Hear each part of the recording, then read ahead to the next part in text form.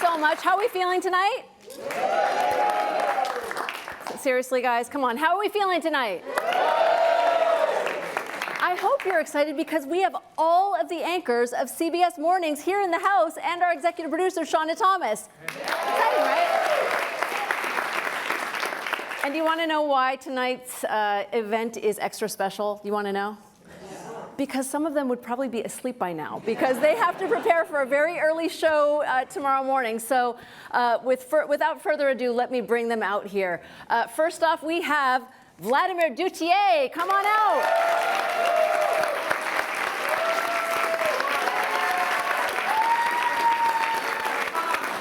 We're matching tonight. And we are matching. I love it. Hi, everybody. Ladies and gentlemen, Nate Burleson.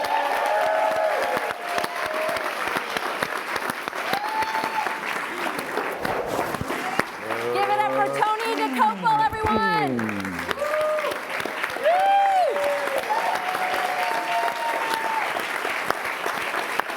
And the queen herself. Hello. Hey, Gayle King. Hello. Good to see you. Good to see you.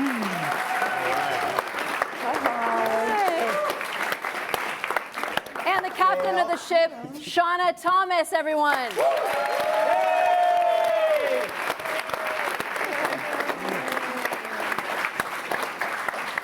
All right, so I just kind of made a joke about how it's past some of y'all's bedtime. Yes. Not only that, being here tonight. Gayle went to sleep. You got in at 1 a.m. I last landed night? at 1 a.m. Yeah. I had to shoot in LA yesterday. And of course, has anybody traveled lately? If your flight is delayed an hour, you're grateful. So I had one of those. We got in at 1, but it's all good. So much so that Gayle has 2 different shoes No, on. I said to Lisa, this is what happens when you multitask. I'm getting out of the car and I went, oh, beep. I have one mismatched shoe.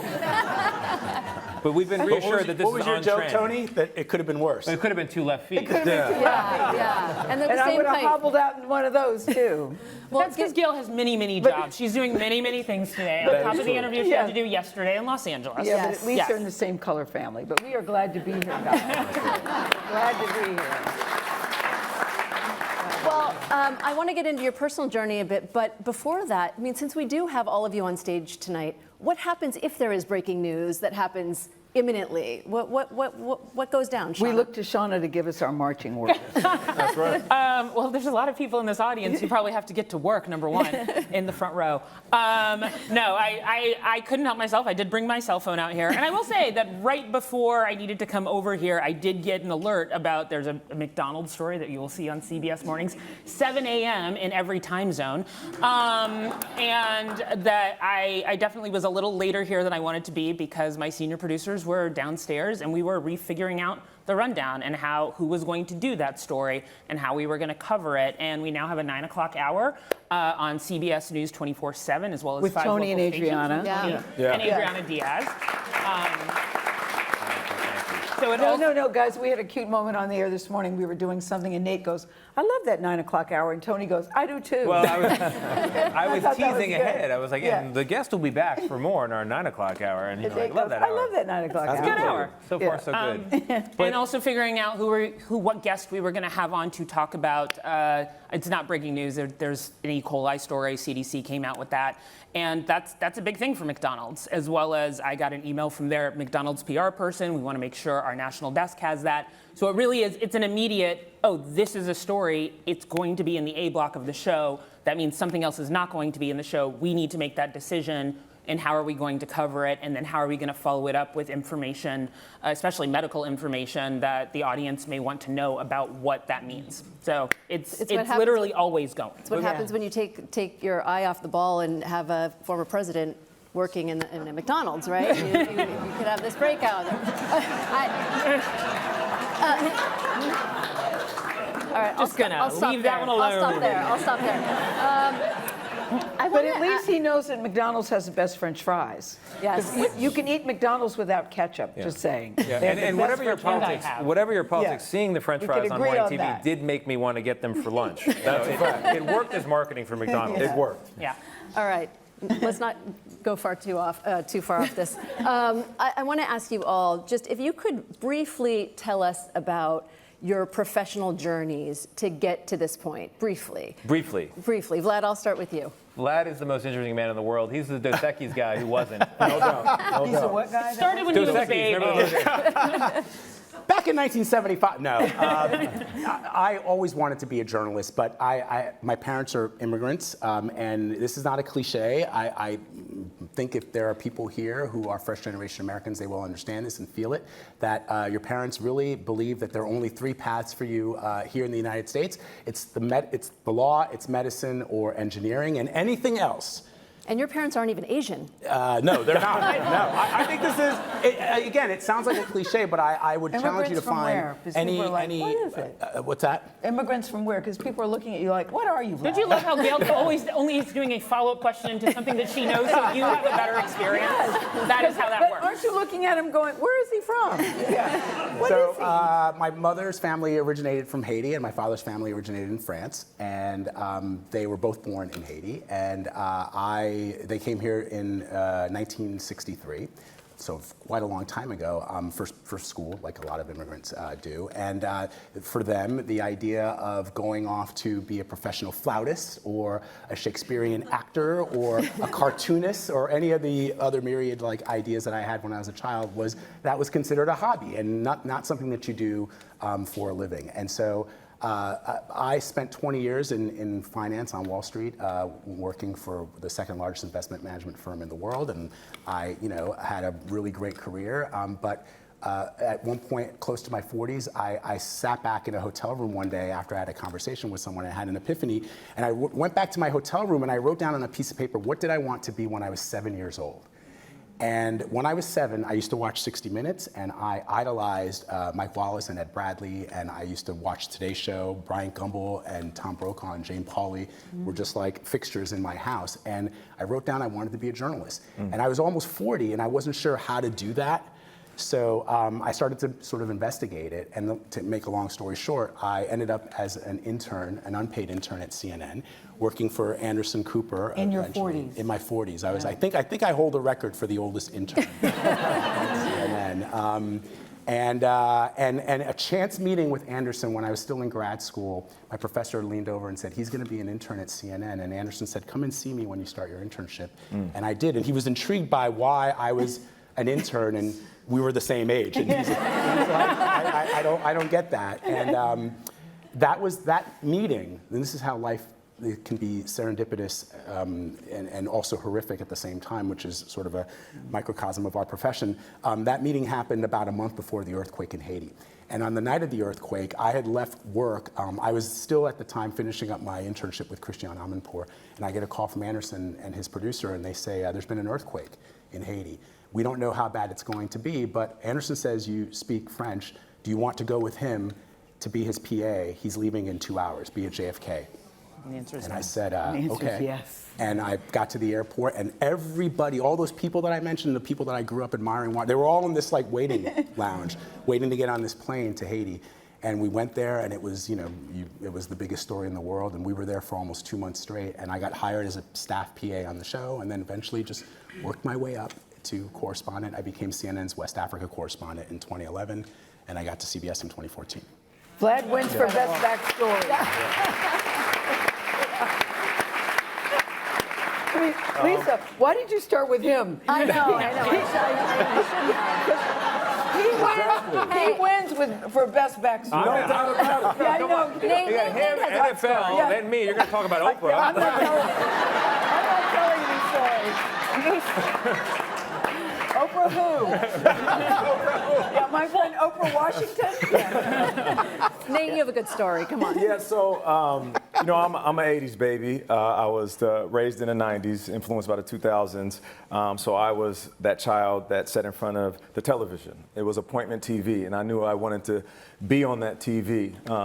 When I sat there with my family and watched that big TV with the big booty in the back. You remember them old? I do remember them old school TVs. You had to get Couldn't up put and- up against the wall. Right, It was exactly. all that space. And I would sit there and fantasize I do about the remember day that I would be on that screen. And then I ended up playing sports, and I knew that being athletic could be a path, a bridge to whatever my dream was. Once I got to college, my focus was business management, and I knew I wanted to build and launch businesses and be a restaurateur. The NFL came calling, and I shifted. And I knew that would be a great opportunity for me to take advantage of my athletic ability. I played for 3 different teams in the NFL, and every single team that I was on, I walked right into their media department, and I got involved in Ready on TV, both locally and nationally. I went down to the news station that I watched as a child and asked them if I could do anything to help assist. If they needed me after the games to talk about football or any other sports, I could do that as well. And every summer, I would fly myself to different networks. The NFL network was the main network that gave me an opportunity. And they would say, if you're playing, we're not paying. So they didn't pay me to be there, but I knew if I rubbed elbows with the right people, they would remember my face when I retired. So the moment I retired in 2014, I went to the NFL network. They gave me a job, put me on a day count, and I had to prove myself. What's that, day count? A day count, which is basically they're going to pay me for 60 days of work, one day at a time. So at any moment, they could let me go and say, you're not good at your job, or I can earn one more day. And that's how I looked at it. And immediately I took to being on TV, talking about the sport that I love, like a fish to water. But I quickly realized that the monotony of talking about football, it was getting to me because I love football. It really gave me an opportunity to be here on this stage right now, but it's very surface level. It's entertainment. It's entertainment that people need, and they crave it, they desire it, they wake up for it. But it's the same storylines, different players, different jerseys. We're talking about the same thing. Good teams, good players going for a championship. I never thought of it like that. And I knew there was much more to what I had to offer in this space. And I started strategically, by proximity, putting myself closer and closer to the shows that I wanted to be on. It started with Extra, then I locked in at the NFL Today, and just down the hall was a show called CBS Mornings, or CBS This Morning. And I remember they called me over one day to talk about the new season and the games that we had on the slate for CBS. And in my mind, I was like, this is my opportunity to make an impression. And I remember one of my mentors told me in 2003, when I first did my very first hit on TV, he said, hey, the microphones are always on. Somebody's always listening. And I was doing a hit. It was for the digital platform. And in between the takes, I started talking about the businesses that I'm interested in, the restaurant that I own, my interest in finance and art and how I'm a poet. And I think someone was listening because shortly after that, I got a call to fill in, and I think someone was having a baby. And it wasn't me. Yeah, no. And I filled in, and maybe it wasn't an audition or an interview, but that's the way I looked at it. We took it as one. We were like, what? It was. We were like, it was like seismic. It was seismic. We were like, this guy, Right? wow. It was like, boom. Like immediate. Yeah, and it landed me here, and this is the most fulfilling job that I've ever had. I wake up every day, and I am thrilled to have this job, even with the lack of sleep, the long days, early nights, long days and early mornings. This job means the world to me, and I enjoy it every day. So that's my journey. It is a very fun job. You manifested it. It is a very fun job, one of the best jobs in the world. And Nate has a little habit now of making jokes 1 second before we come back from commercial break. We make it interesting as well. All right, I'm going to try to make my story as brief and interesting as possible because we knew we have Oprah coming up. I'm taking it a little bit more of a genetic, less resume direction. So I had a very ramshackle and confusing childhood in Florida, in Miami. Strange characters around, confusing absences, bouts of violence, just an air of some kind of danger. And I later found out it was because my family's profession was not what they said it was. They were actually professional, large-scale drug dealers by the ton. If you smoke marijuana in New York City in the 1980s, there's a very, very good chance you got it from my father or my stepfather. There's a lot of family drama in that sense. Yeah, not a joke. Not a joke. Not a joke. So once I found that out, it answered some questions for me. And I think actually the pursuit of making a story make sense led me to writing. And then I wrote about my father, who I hadn't seen because he went to jail. And disappeared for a while. I will say this is not a glory story, but the job he got busted on, a job that I called the National Archives to get the indictment on, was 17 tons of cleaned Colombian marijuana, which, if you know anything about rolling a joint, it's enough to roll a joint for every college-age person in America in one job.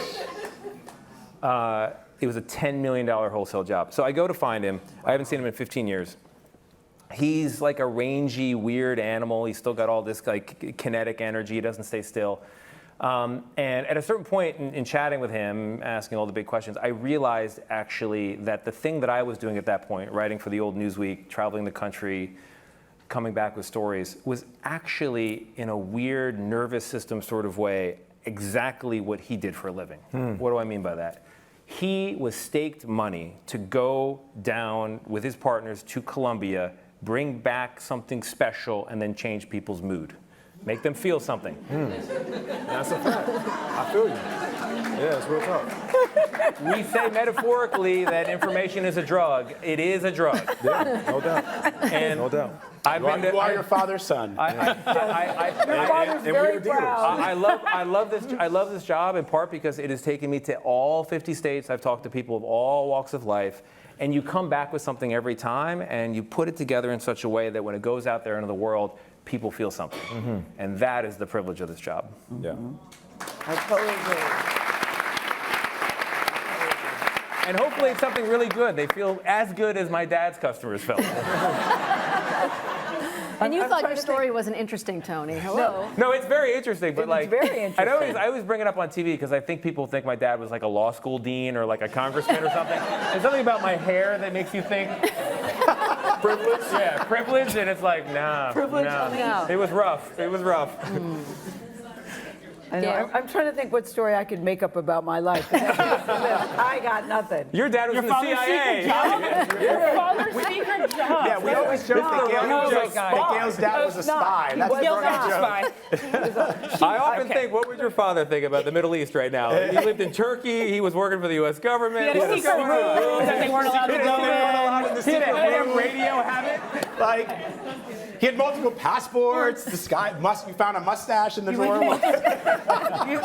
You lived all around the world. I lived in the Turkey secret as room a you weren't kid. allowed to go in. But he wasn't a spy. I lived in awkward Turkey as a kid, and my dad worked for the government as an electronic engineer, but I was always told.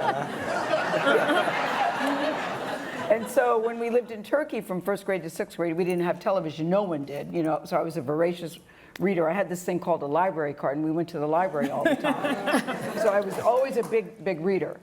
But in living in Turkey, my dad, we had a room in the house that we were not allowed to go into. I was the oldest of 4 girls. And he would be there at all hours of the night going, dee dee dee dee dee dee dee. He's a spy! Come on. I'm telling you, I was told he was an electronic engineer. So anyway, when I moved back to the States in 7th grade, I was just fascinated with television. And one of the things we had to do, my dad would make us watch the news. And I'd say, why do we have to watch the news? It's so boring. Why do we have to watch the news? And he said, because it's very important to know what's going on in the world. Yeah. It's very important to know what's going on in the world. And of course, we had to watch Walter Cronkite. So it's so ironic to me that all these years later, the thing that I thought was so boring is now my job. I'm sitting in CBS studio with Walter Cronkite's map behind me. And I think my dad died when I was a freshman in college. And I think he would be so proud to see that this is where I ended up. But I majored in psychology. I never intended to be on television. I saw myself as a child psychologist because I love listening to people's problems and giving unsolicited advice. Ask my children, I'm very good at it. Or I thought I'd go to law school because I thought I'd be a great lawyer arguing my case in front of a jury. But when I was at University of Maryland, I was working at a camera store, and all these people from the local station would come in that I saw on television, and I thought, wow, there's J.C. Hayward, wow, there's Bruce Johnson, wow, there's... And then you realize they're just people. They're just people. But a big muckety-muck came in one day, and he said, have you ever thought about television? You have such a nice voice, you have such a good personality. Have you ever thought? I go, no. He goes, well, we have an entry-level position. It's called a production assistant. would you be interested? And I said, what are the hours? And he said, well, that's a strange question. Note to self, when someone's offering you a gift, the proper thing is, thank you. I said, what are the hours? And he said, well, it's night. Would that fit with your schedule? I go, actually, I could do that because I get out of class at 2. Again, he was being very sarcastic. But when I hit that newsroom, I was, wow. There was breaking news, everybody was running all around, and I said, I want to do this. I want to do this. But I didn't want to start all over and get a journalism degree. So I ended up working in the newsroom, and I got a job and went from one job to the next to the next. And as I sit here all this time, somebody just said this to me at the airport yesterday, coming back. You guys always seem to be having such a good time and loving what you're doing. When we landed, the lady said, are you going to be on the air today? I go, yep, I will be there at 7 o'clock. Are you going to be watching? Yeah, I'll be watching. But you guys seem to always enjoy what you're doing. And I really love that seems to come across. And people say that when I watch your show, I always learn something. You guys aren't like the other guys in that respect. I always feel I learned something. So I'm thrilled all these years later to be sitting here. I think we all play nicely with others and really like what we do.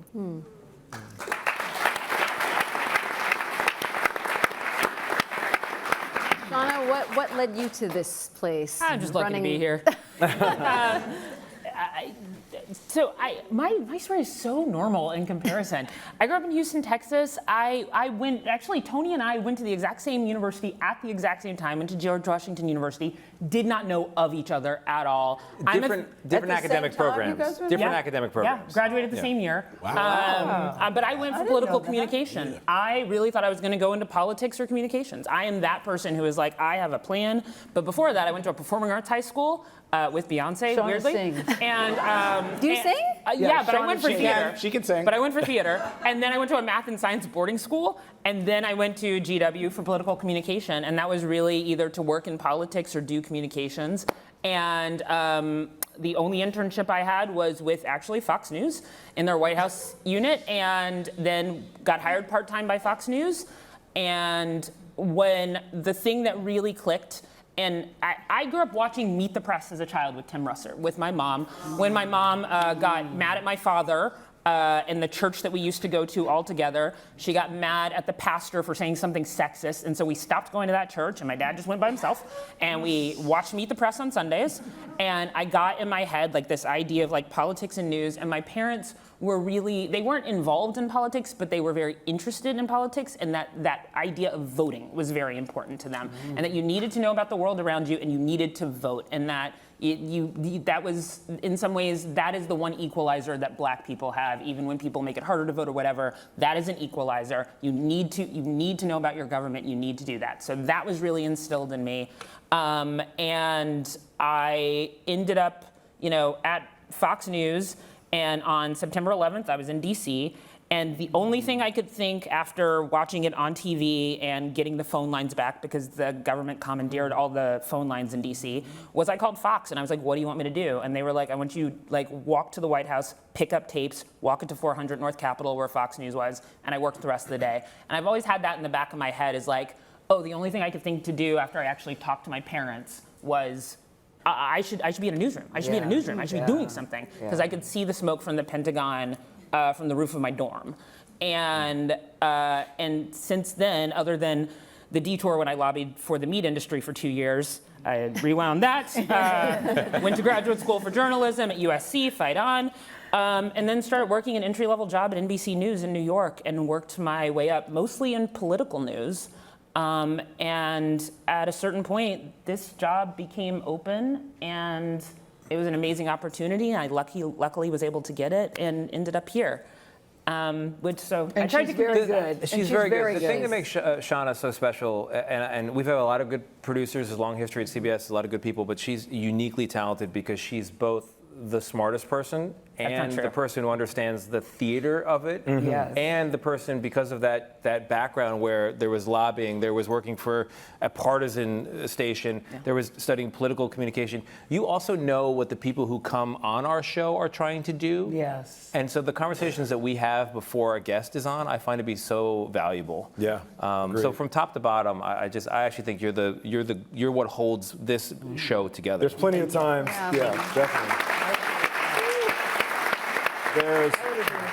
There's plenty of times when we collectively think, Shawna, you want to just sit in on this interview? And we truly do mean it. Yeah, thank you. But Shawna's a unique newsroom leader in that we should emphasize the word leadership, because oftentimes, especially now in 2024, it's really, really difficult to find people who excel at being both leaders but also a member of the team. And that's what when you do come over to the table and you sit down and you talk to us, you engage us the way I think sometimes our audience will engage with what we're doing on television. But then when I see you in action, like today we had a big meeting with the staff, and the way that you were sort of running the meeting and the way that you were listening to some of the younger producers and some of the ideas that they were throwing out, that is kind of rare in today's world. And how she challenges us. Exactly. Yes, exactly. There's not just the ability to absorb a lot of information from the people on our show, and that we have you guys don't know how big our staff actually is, because the show is produced 24 hours a day. But also, as Nate says, we'll say, no, I really think that I kind of want to approach it this way. And Shawna will be like, yeah, that's really smart, Vlad, but I'm just going to say no. But she's also not a my way or no way. Okay, I'm going to make this television happen. No. They do not want to hear about me. They want to hear about y'all. Lisa.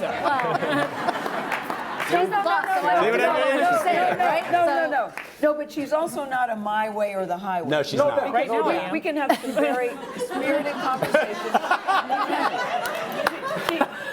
She's like, yes, I am. No, she's not. You can really have a. For sure. She can say that, we'd like it, and we said, well, what about this?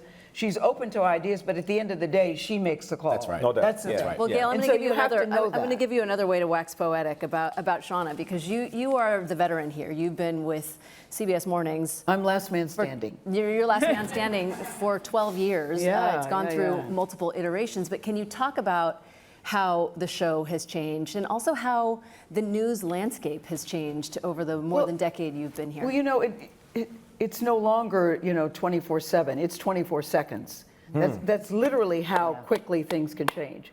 You can go and pee and come back, and it has changed. Yeah. And so we're always very mindful of that. And I also think that the audience is more savvy. You also have more options than ever before. But I always think that when it comes to storytelling and great reporting, I remember once Guys Bono said, when my band is hot, nobody can touch us. And I've never forgot that he said that. I think Bruce and Bon Jovi would disagree, but the way he said, when my band is hot, nobody can touch us. And that's how I feel about us. And I'd like to think that we stay hot and that we stay ready, because when our reputation is great storytelling, great reporting, and I always think we deliver on that. So when you say, has it changed? That has never changed. The faces may have changed, the players may have changed, but what makes us CBS News has not changed. And I think all of us understand that. There's no doubt that the morning news environment is highly competitive. What would you say sets CBS Mornings apart from everyone else? Anybody can take that? We don't have, I was just on YouTube. The algorithm of YouTube has figured out that I like watching old news clips, and so it serves up things constantly. And lately it's been serving up anniversary shows from the Today Show, and I'm always surprised that they have yet another anniversary. 60 years, really? 70 years? Like, is that possible? I think what's different actually is that we are less burdened by the history that the other shows have, and that has allowed Shawna to be a lot more creative and interesting. We can think about what serves our audience first, as opposed to what serves 70 years of gathered and accumulated pressure and history. I think people notice that. And we're trying to win the future as opposed to maintain the past. I also think, Lisa, we are never silly. I think that, and I'm not saying anybody else is silly, that's not what I mean by that. Because I think you can be fun, you can have fun, you can be entertaining without going to comedy school, but you can without being a comedy routine. But you can also be serious and have credibility. And I think that we figured out a way to balance those two things. You know, I'm so glad that we're not doing cooking because I don't cook, but I'm so glad we're not in there making a recipe, or that we're not putting on a Halloween costume or something like that. Not that, you know, it works for other people, but I'm glad that we can still have fun and still, you know, honor Halloween and all these other things, but also stick to who we are. And I like that very, very much. I think part of that, yeah. Somebody on the plane said to me yesterday, you know, when I watch you guys, about learning something every day, I know, and they also said that you all are that we're very calming. I go, are we calming? Really? Yes, you're very calming. Interesting. You're very reassuring that when the world is becoming a show in some places, I know that I can turn you guys on, and I know that I will get the facts. And I always say this to people, you know, you're entitled to your own opinion, but you're not entitled to your own facts. So I think what we pride ourselves on and what we try to do is give you the facts and let you make your own choices. I also think that, you know, somebody once told me in broadcast journalism, you can fake it for 23 or 22 hours a day, but you can't, there's 2 hours in the morning where you can't fake it. And I like that plan. yeah, because the authenticity that people crave in the morning as they're getting ready for work, or they're getting their kids off to school, or they're settling in to begin their work from home routine, is one where they sort of expect that authenticity. And what you see on the air is who we are when we're not on the air. And, I mean, that's a fact. We are, For better or worse. Yeah, I was going to say. I think at this point We are ourselves. We are ourselves. We've come to know each other really well. We hang out outside of work. I don't think that, and I don't, you know, we have friends on the other shows.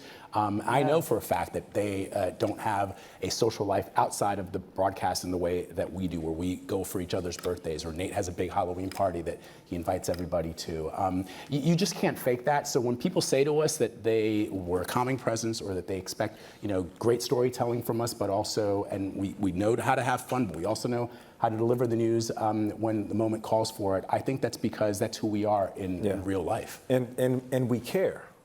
We genuinely care. You know, I'll constantly reference, you know, my past career in football, but there's times where you could show up and look to the other side of the field, and you can tell that the opposing team just doesn't care about the game. They have showed up for the wrong reasons. And sometimes you could turn on the TV and watch a morning show and just see how they show up. Yeah. And it's evident that they're there just delivering the news, reading the prompter, grabbing their check, and they're going home. If you watch us closely, you will see emotion written all over our face. You will see us, you know, showing jubilation when we're excited, holding back tears when we're sad. Not just because we are empathetic, but we also understand the responsibility of this job. It's prime real estate sitting in those seats. Right. And it's a privilege to have people to turn on their TV and start their morning with us.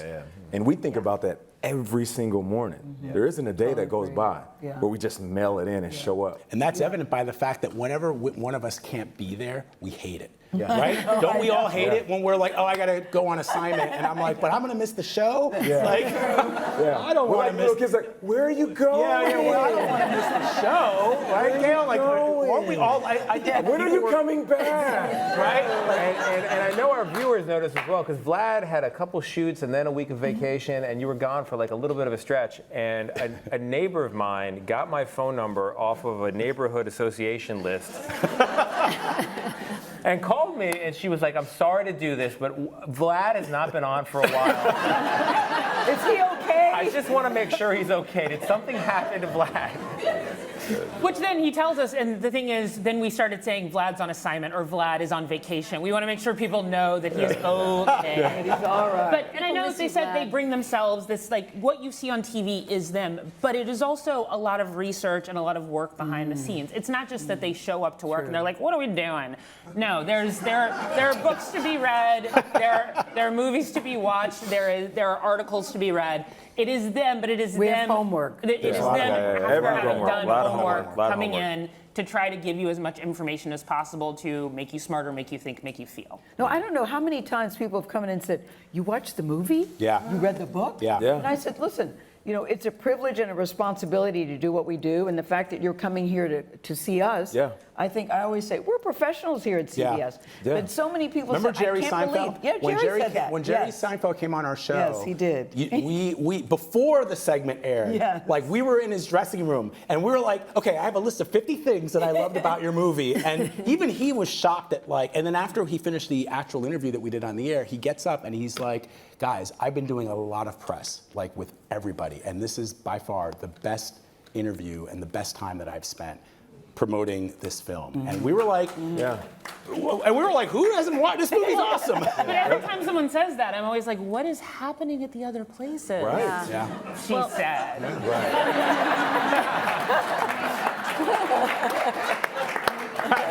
Well, it is obvious to the audience that you all do your homework. And one of the things I love so much about this show is that when you go to CBS Mornings, you are going to have fun, but you are going to be introduced to some very depth-filled conversations. Mm-hmm. Now, there has been a lot of press about the exchange between Tony and Ta-Nehisi Coates a couple of weeks ago. I just wonder how you're dealing with that. Shawna, you want to take that? Yeah, I mean, I think there have been a lot of conversations about that conversation. They've been hard conversations internally and externally, and they will continue. And I think we learned a lot from those. I think we have more to learn, and I'm hoping those conversations make us better journalists and better listeners. And like I said, we will keep having conversations. Yeah. Yeah, life is hard, the news is hard, and sometimes you have hard conversations on television, and we know that it comes with a great responsibility. And so we're very mindful of that. And certain topics you just know are just hot button issues, and you have to be very careful in how you ask the questions, how the questions are received. So, I think we don't shy away from hard conversations either, or Right. difficult questions. We are not afraid to do that. Yeah. But it's been a learning thing for everybody. Well, I mean, it's obvious also the chemistry that you all have together. How important is having this kind of chemistry? First of all, how would you define the chemistry between I don't think you can, all? Lisa. You can't define it. I said it's like And you can't fake it. And you Yeah. cannot fake it, but it's like you're dating a guy, say, and he looks really good on paper, and then you meet him in person and he's boring, even though he did this. There's no faking or defining chemistry. What I know is when you have it, you have it, and when you don't, you don't. I think we all respect, admire, and actually like each other, and I think that comes across. But I don't even know how you define what it is. I just know that we have it and have had it from the very beginning. When Nate came in, when Tony was on daddy leave, I said, geez, who is that guy? Because I'd seen him on Extra. So I knew him from Extra, and he came in to do a short segment about what to watch. He did what to What I watch. remember What to watch. when What Nate- to watch. It was The first time he did What to Watch. Yeah, and everyone was the like, first wow. time, yeah, we were like, wow. I remember him from Extra. And I remember calling Nate. I didn't know Nate, but he had done something with his daughter. And I so love fathers and daughters and close families. Michelle I'm- Obama interview. Yeah, I'm a sucker for that. And I just called him and said, hi, it's Gayle King, and I saw you and your daughter with Michelle Obama, and I liked it so much. That was so sweet. Yeah. And I was trying to be cool. I was like, oh, thank you. And then when I hung up, I was like, Gayle King just called me. Oh my God. No, but I was so touched by that. I was so touched by that, and I just said, wow, he's really good. He'd be really good on the talk. They go, Gayle, we want him in CBS Mornings. Really? He would come here? I mean, I didn't even think that was a possibility. So there is something to be said about, people say, oh, you're so lucky. I don't know if it's luck. It's about preparation meeting opportunity. So that when it hits, you are ready. You are ready. And vulnerability. The reason we love each other, respect each other, admire each other's work is because at one point or another, we have been vulnerable with each other. Yes. You know a lot more about each other than I'm pretty sure other talents on other shows know about one another. And I will say this about our chemistry. It is rare, and I mean, I can't even think of one. It is rare that it's quiet during a commercial break. Yeah. That's one of the biggest things I notice. It never is. Even when we're prepping for a big interview, or if one person's leaving to go talk to a guest or run into the restroom, we're always talking. and we're not talking as talent, as anchors. We're talking as friends in between commercial breaks. And then right before it's 5, Which sounds 4, good 3, in 2. theory. We drive everyone in the control room crazy, but what that shows me is that we really enjoy each other's company. I always say there's a show in between the show. Oh yeah, because there'll be something for us to read related to the show, but it'll be a little boring, and Nate'll be right there, and I'll be like, "What do you think about? How about?" Yeah. He's very good at impression. I'll say, stop, I gotta pee, stop. I mean, because it does get very hilarious. It does. Yeah. But also, we also look at the news and say, can you believe so-and-so Yes. fill in the blank? Yes. Or what do you think about da-da-da? Should he retire? Should he blah, blah, blah? I mean, we always have really great Or conversations. explain a collective bargaining agreement to us. Yes. Well, that's a good point that you guys are making, which is that we only have so much real estate on the show, Right. and so there will often be times when we'll be talking about things that are happening in the news that just for timing purposes did not make the show, but we're talking about it in between the show. We're unpacking it. We're unpacking that story as if we were literally sharing it on the air. Because we also prep for it, and there's stuff that we... So much we think And that then we're Shawna going to kills fit on it. air. Yeah. Shawna will get on air and be like, no reaction time. We Straight gotta to break. go. We Straight gotta to go. break. I was going to say, what about a 4th hour of CBS Mornings? What do you think? Let's talk about preparation. What goes into this show, and how do you all prepare? What does it look like? You all are at the office by, 5 a.m., but tell me about the preparation that goes into what we are seeing at 7 a.m. the night before, or in the early hours before the show airs. So, as you said, the staff is pretty big. The editorial staff of CBS Mornings, so this is kind of putting some of the technical staff into a different bucket, which was on any given day, around 140 people. And so producers are assigned to segments, live segments, tape segments, especially when you're thinking live and who they need to interview live on TV. Producers can get that information if it is something that we book the night before. There are certain live producers who know that they are going to be on something that they are going to have to research that night. They tend to, it literally is reading articles, reading information, putting together questions, having blurbs of information for the anchors about each of those questions, as putting together as many articles as possible as they think people will be able to get through. Those questions and answers goes through a senior producer, that goes through a standards department, that also goes to a legal department. All of that is done overnight. And I'm talking about things that we didn't add until literally the night before. So that in the morning, there is a packet put together for the anchors that they can start to look through. We have producers in the morning who also brief each of the anchors, who've also gone through all of that to tell them like what we expect, what has changed from when they went to bed the night before to what we are waking up to. Each anchor has an assistant who is also sort of taking all of that stuff and kind of condensing it down so that the stuff in front of them doesn't have like all of that, but they have access to all of the information. Plus, you know, Gayle comes in, they all get newspapers, like we literally still buy old-fashioned newspapers, which I love. the paper. Love the papers. I love the feel of the paper still. I still love it. And then with respect to things that we've planned, especially a lot of stuff in the second hour, where it's books, movies, they are invited to previews. They get screeners in their inbox. They are expected to watch all of this stuff. We get the books a lot of times in advance. You know, there's the beauty of a Gayle King reading a book is that there's I don't know where all of these yellow pads come from, but Post-it notes? She's literally writing notes about pages and pages and pages of notes on every single book, whether it's good or bad, and with page numbers, like just remembering every single thing that she thinks is interesting from that book. And then actually she writes it down on one piece of paper, and then just before the interview, she writes it down on another piece of paper. Yep. I know, Tony's she writes it like, down let on me her get this I'm always straight. like, what paper are we working off of here? And this is in conjunction with helps me. a It just producer has also Giving read me the notes. book, gone through everything, written questions. But I'm pulls always out looking for that quotes. one little thing. I can't even remember who was on, but somebody said they had written, you know, when their daughter was born, we were listening to Bruce Springsteen. I said, but you didn't say what Bruce song it was. What was the Bruce song? And they said, God, how do you know that? I go, because it's in your book on page 32. But I mean, you just want a little something that shows that you it draws something out of them. Number one, they appreciate that you took the time. That's number one. But what I love so much about this job, guys, is that you can go to bed and the world is one way, and you wake up and it's another way, and we get to tell you.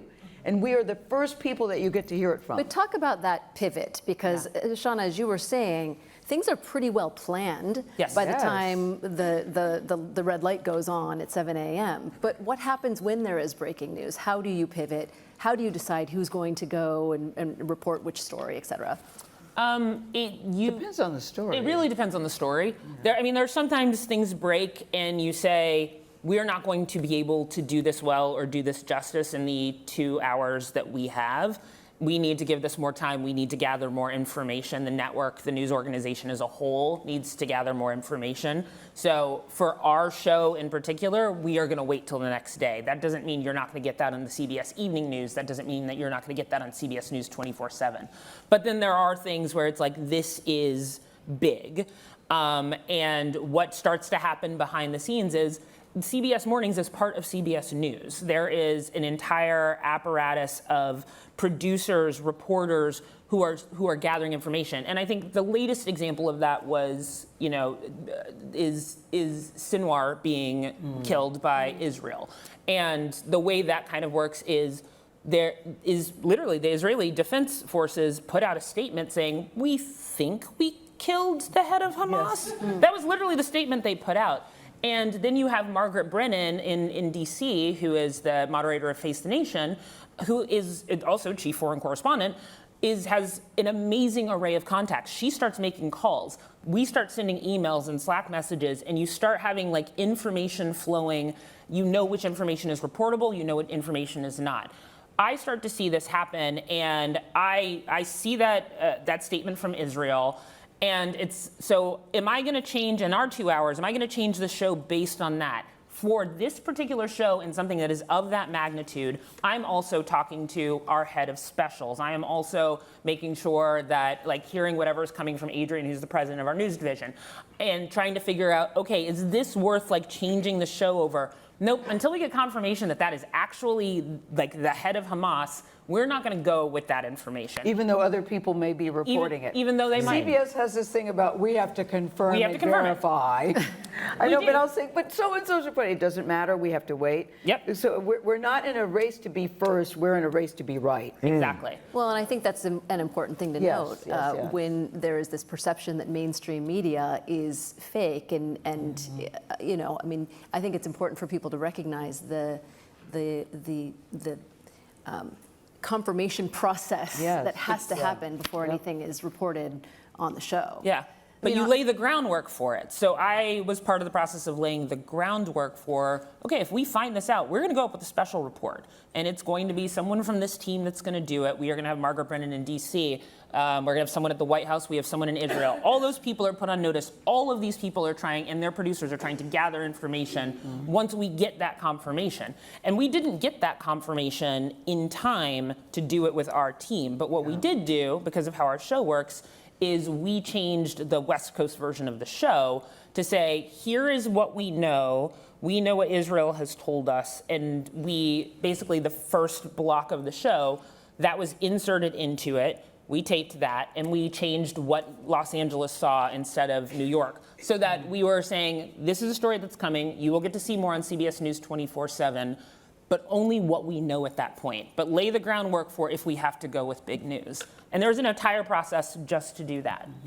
And are you all on alert at all times? Yeah, and there will be certain stories that rise to the level of Shawna saying, okay, I want one of you to actually be where that story is happening. That happened recently, 2 weeks ago with the earthquake, the Hurricane Milton in Florida. Shawna, we just finished the show. I'd gotten home, and Shawna said, I think I'm sending you to Florida to sub-anchor the show for us. And it was like, okay. And we've all done that. Tony did it in Ukraine. Gayle has done it. You were in Minneapolis. I did it. I've done it a couple of times. I did it in 2015 during the Bataclan attacks in France. I did it for the terrorist attacks in Brussels. So it will happen that sometimes Shawna will say, this story is so important. It's not just going to be covered today on the show. It's going to be all of CBS News. We're going to be part of that rolling coverage. And so one of us will whether it's the conventions or the debates or whatever it happens to be, one of us will be out there covering it, not just for the show. Oftentimes what will happen is, for example, in the case of Hurricane Milton, they'll say, okay, so you're also going to sub-anchor evening news, and you're going to do that again tomorrow, and then the day after, depending on how bad that or how big the story is. All right, I have a couple questions that were passed to me from the audience that I want to take the time to ask. Carol Bortner, who is here tonight, is Where's asking. Carol? Raise your hand. Hi, Carol. Carolyn. Hey, Carol. There she is, right up there. Carolyn wants to know, I'd love to know about Nate's wardrobe. Me too. He has very colorful suits that only he could pull off. What's the go, Carol. process Told you, only you behind could deciding what he wears every day? So can Also, can I add Nate an tells addendum? us all the time that we could I pull it love off that, too. Carol. No, you can't. Thank you. No, Nate is definitely Carol, the fashionista of the group. Well, And then what's the I'll difference go in and between? say, Nate, what do you think about this? Do you like my shoes? yeah, listen, first of all, when I played football, I was a wide receiver. If you know anything about football, receivers are divas, okay? So, once a diva, always a diva. In my Sunday show, you can dress a little louder, a little brighter. You can have a little bit more color and pop. You mean it can get lighter and brighter? Yeah, it can. It can. But on our show, I can wear this on our show. Yeah, sure. But I could pick it out the night before, and things could change, and we can wake up and there could be a mass shooting. I'm not going to show up with this outfit. So for majority of my outfit, it's something that blends well with a little bit of character to it. Now, I will say this. In the beginning, I didn't really dig deep into my wardrobe. Nate, you wore shorts on the first day. Yeah, that's before I got the job, though. Okay, all right. That was when I was trying to nail the audition, you know what I mean? I was like, I gotta show my legs. I had a hat, I had my legs out, like I was trying to leave an impression. All right. And it worked, I'm here. That's right. But I do remember when, That is funny, because we did notice the shorts. He wore shorts. He wore shorts, and he had the hat, and we were like, and everybody, but still, you're right. Everybody was like, man, we gotta have this guy. No doubt, no doubt. And I remember when I said, you know what, I want to add a little bit of my wardrobe to CBS Mornings. And I wore like a dark turquoise suit, and I came into the studio, and Gayle was like, okay, man. And I got all these compliments. I said, I'm about to spice it up around here. So thank you for the compliment. But I feel like you can dress nice and also give people the news every morning. All right, what is the trick to getting up so early every morning? And this is asked by Lynn Lobel. Where's Lynn? Are you out there somewhere, Lynn? Okay. Do any of you nap later after the show or in the afternoon? Lynn, liquid cocaine. It's amazing. No, I never get to nap, do you? No, I don't You know, nap. people No. say you get used to the schedule. You really don't. You never do. The hours are dreadful, but I say don't cry for me, Argentina. We know what the job is. Right. We knew it was going to be like this. It's 2 hours of live television every morning, but I'm not going to lie about that. It's very tough. I think the hours are tough. What time do you wake up, Gayle? My alarm goes off at 3:24, Lisa, and then I have to go through 3 snoozes. 3 snoozes. I don't just jump out of bed like, hey, gotta go. I need 3 snoozes, run my bath water, and then I like to take a bath. You take a bath in the morning? Yes. Wait, you don't know that? Do you really? You should write a memoir called With- Bath in the Morning, with and then all bubbles, too, about it. Nate. With bubbles? With the bubble bath. You have a whole spa treatment in the morning before the show. With bubbles. By the way, And I then just the saw car picks Gayle you up, on and then you're off Drew to the Barrymore's races. show. Did anyone see that today, where she had no makeup on, and you look gorgeous? Yeah, Drew was with doing no Barry. makeup on. No, I didn't. I was telling no. I was telling a story because I'll be out and about sometimes with no makeup, and someone will say, "Are you Gayle King?" They said, "I heard you talk. You kind of sound like Gayle King. Are you Gayle King?" I go, "Yeah." They go, "Are you in disguise?" No, ma'am. This is my face. And then this is a kicker. Then they go, "You look so pretty." I go, "That is not what you're thinking. You're actually thinking you look like." But okay. That's what I'll say to them. They go, "No, I just wasn't sure." But Drew did a show about going bare naked face. Listen, I'm under no illusion. I think for me, I couldn't do this job bare naked face. I couldn't. Everybody says, oh, it's the inside and who you're on the inside. That's true, but your outside has looked pretty damn good too. Yeah. All right, I have one last question from Tammy this job. Monroe, and we're going to get to it quickly because Gayle has to take a bath in a couple of hours. Very quickly, your favorite interview on CBS Mornings. Vlad, I'll start with you. Oh gosh. Gosh, It's hard to pick. That's like picking a favorite child. Look, I will say, oftentimes we, as journalists, we get asked what our favorite interviews are, or who would we like to interview, who's our dream interview. And I'm honest when I say this, that every interview that I do, whether it's with a newsmaker, whether it's with a celebrity, whether it's with just an ordinary person who's going through an extraordinary period of their life, is an honor and a blessing for me. When I was growing up as a kid, I told you I dreamed about being a journalist, being a reporter. I had a very lonely childhood. I moved around a lot as a kid because my parents divorced very early, and I didn't have a lot of friends. And my friends and the connections that I made were in watching the news and watching people that I admired talk to people that I thought were interesting, seeing people in far-flung places, talking to people going through extraordinary things, and I wanted to do that. And I never in a million years could have dreamed that I would actually be able to be in a studio or out in the field talking to people ranging from Henry Winkler or Tom Selleck or Bruce Springsteen to just ordinary folks that are dealing with a period of crises in their life. And so I honestly believe this, that every interview for me is a blessing. I can't believe that I get to sit here at CBS News with these incredible people, with Shawna as our leader, able to do this every day. My dad, I remember when I shared, Gayle, with you and everybody on our afternoon meeting, that my stepfather, after this incarnation of the show, my stepdad sent me an email. And he said, when you were a kid once, we were all sitting around watching the Today Show, and you turned to us and said, one day I'm gonna be just like Bryant Gumbel. And then he wrote, and we all laughed at you. And he's like, but look who's laughing now. And I said that, and so that's how I feel about the interviews. I can't really pick one. Yeah, that's beautiful. But I have 3 favorites. Okay. Keeping it real. It's 3 people that have had, somewhat of a profound impact on me at some point in my life. One was Michael J. Fox. That was great. For what he means to cinema, but also what he means to the fight of Parkinson's. Denzel, which happened recently. I mean, it's Coming to Denzel. CBS Mornings soon. I was like, wait, what? Coming soon. That just happened. And he's hard too. No He's a doubt. very I want to know tough about interview. this. Yeah. It's not easy. And I went up he's and I not. said, hey, what's up? How you doing? I'm Nate Burleson. He said, I know who you are. I said, oh, mama, I made it. And then Barack Obama. It's those 3 right there for me. One of the good commercial break conversations we had after the Obama interview where you guys hugged, it was, what does he smell like? Cologne? Like a lot of deodorant? Yeah, I said sandalwood and vanilla.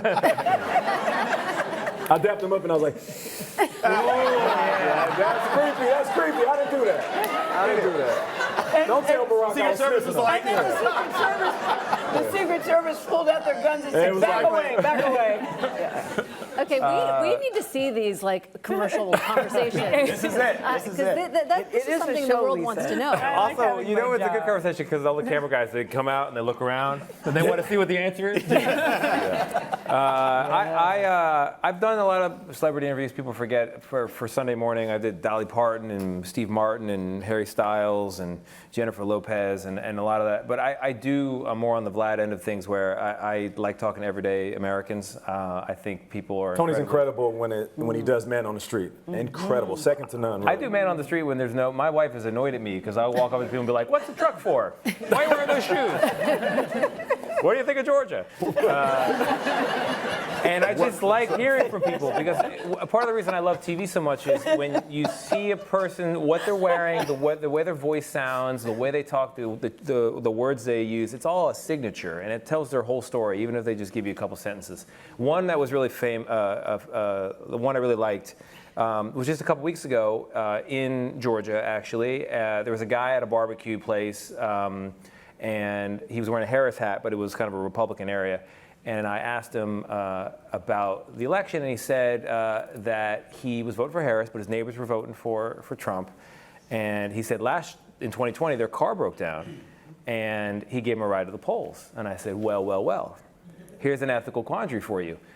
If this time around you knew that their vote could be the decisive one that lifts Donald Trump into the office, would you still drive them to the polls as a Democrat?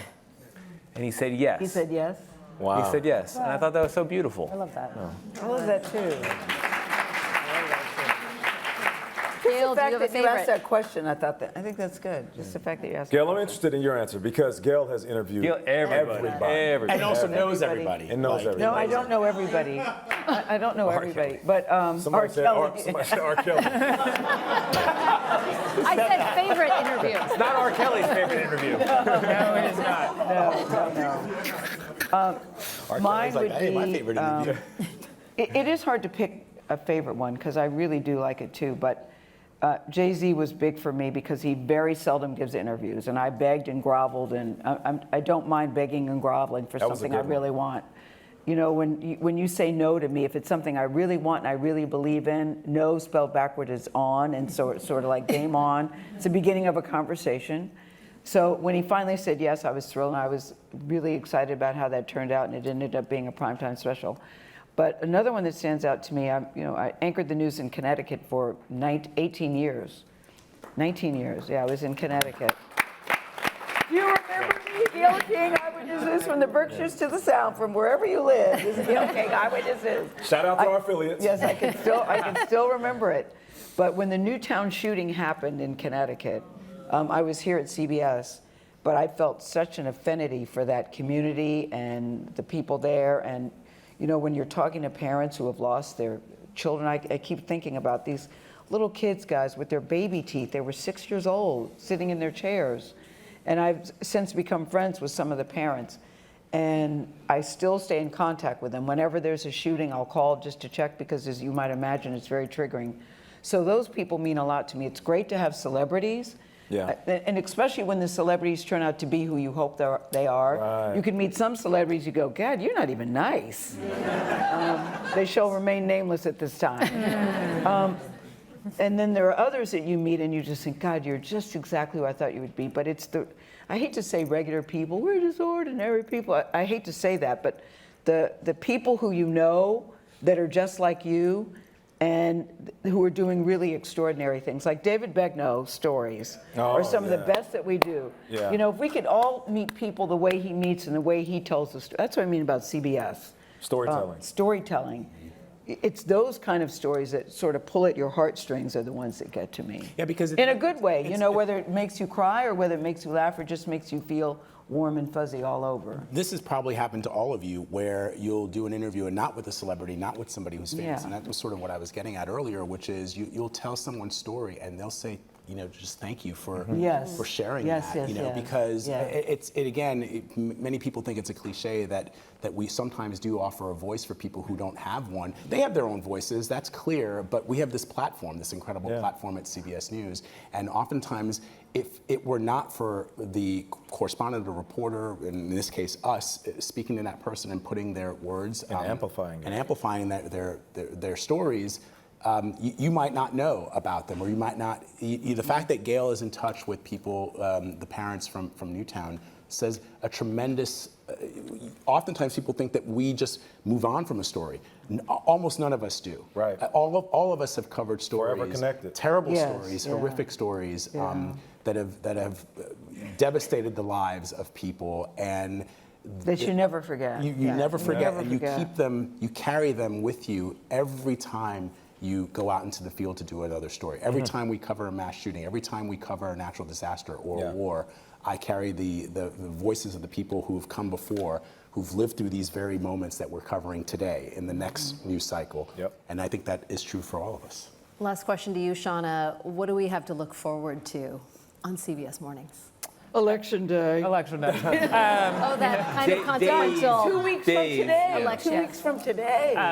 I mean, I think actually it's the day after the election, and the day after the day after the election. Yes, the day after. Yeah. I think for the day after that. the next couple of weeks as we get closer to the election day, and people are already voting, hopefully you will go vote, is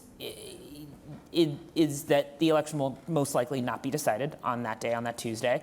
And so how we continue to talk about our electoral process becomes really, really important, and how the election gets called becomes really important, and then how we cover what is the reaction to that decision that the American public will make becomes really important, and then how whether we have a transfer of power from a president to a vice president or one president to a former president is the next big thing that we have to cover. Whether it's peaceful or not. Whether it's peaceful or not. I will never forget 4 years ago on election night, coming in for the late shift, getting ready for our show. At like 1 a.m., suddenly Donald Trump is on TV and he's saying, we were getting ready to win this election. Frankly, we did win this election. And I was like, oh my gosh, the whole world has just changed. This is going to be a long week. And that could happen again. And that could happen again. So I think there's that. But I think in the next year for CBS Mornings, it is covering that, figuring that out, but also figuring out other ways to surprise and delight the audience. Yeah. While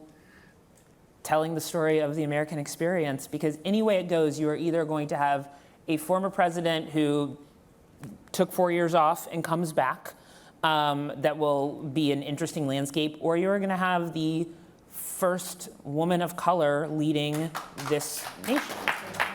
Either way it goes. Either way, but even if you take politics out, there's always somebody new on the scene. Like now, my big crush now is Chappell Roan. I love this girl. I love her voice. I love her music. There's always, don't you? I love her stuff. There's always a new voice, a new person, a new author, a new actress, a new movie. So even if you take the politics out, that's what I love about the news. There's always somebody new or something new that we want to tell you about. Yeah. And we will. And you will do it with us, and Lisa. We will, and I am so proud to be able to do it with you, and I'm going to let you all go to bed now. Thank you. So, Vlad, Nate, Tony, Gayle, and Shawna, thank you so much.